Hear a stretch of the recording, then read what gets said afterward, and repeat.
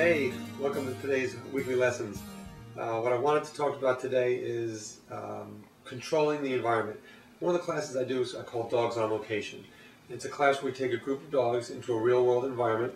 In this case it was a local park, and we work around distractions and around their individual issues, but it's in a more controllable environment because I can control what every dog does, what every person does in our group. I can't control the park around us, but it's pretty controlled within our group. So we go to an out-of-the-way place, and what we do is we work in proximity to each other. So some dogs are a little reactive, some dogs don't have much leash manners, and the thing about helping any behavioral problem is being able to control the environment completely so that we know no matter how long it takes, we can get it done, and we can manipulate the situation to get it done, to get it easier to manage. The problem with most real-world applications out when you're out on leash with your dog is it's very unpredictable. It's uncontrollable. People and dogs come at you everywhere. The environment throws stuff at you all the time. So the best way to help any behavioral problem is to control the environment completely. So with this class, it was very easy. I could say, okay, this dog reacted. Okay, I want you to bring your dog there. Okay, he reacted. Stop right there. Don't move. Stay right there. Work with this dog. Get him back to a calm state of mind. Okay, now we can go forward and move and head to the next step. The thing about problem behaviors is you can't go to the next step until you achieve your result of calm behavior at this step. So I need that person to stop there, work with the dog, see the improvement, and then move them forward. We cannot do that if we don't control the environment, if I can't tell that other dog to stop and stay right there. So the uncontrollable environment is going to really make results very frustratingly slow. So we really want to try to take advantage of times when you can control the environment.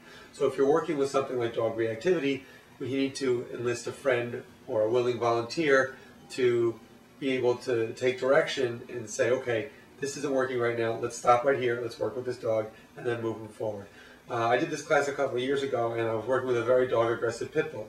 I had a group here, and I had the pit bull probably like 50 feet away. It was as close as I could get and have the dog not be very reactive, and the woman could actually handle and manage the dog. And we worked with that dog. I worked with the dogs in the middle while she worked around the outside of us. Now it took about an hour to change his state of mind, move him a step closer. Change his state of mind, move him a step closer. In an hour, I had him walking next to a dachshund very calmly. But if I tried to jump ahead, or if I couldn't tell these people, okay, stop right there, it would have never worked. We have to take it step by step, and it requires controlling the environment as quickly, as much as possible. So if you can't control the environment, the tough thing is you have to recognize when this environment is not, it's not my ability to control it, and maybe this is the situation where I just need to remove my dog.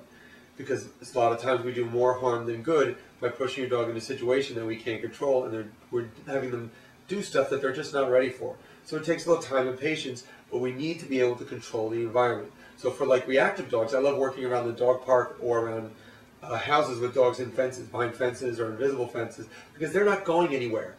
I can control where they are, and I can move my dog, work with him, and slowly move him forward.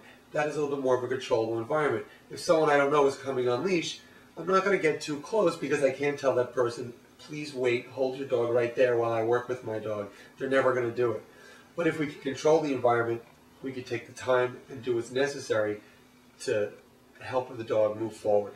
So it's very important to try to recognize when you can and can't control the environment. Ultimately, you want to try to remove the uncontrollable situations and only work with your dog in a controlled environment. That's going to give you the quickest results, and not otherwise you're doing a step forward, step back type of thing.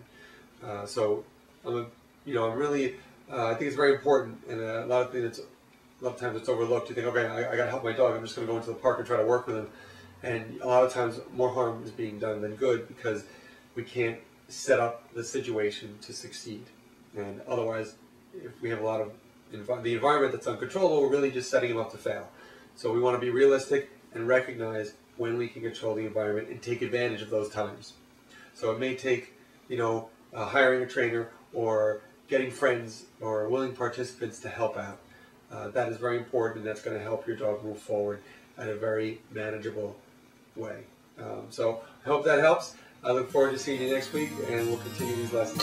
Take care. Enjoy the day.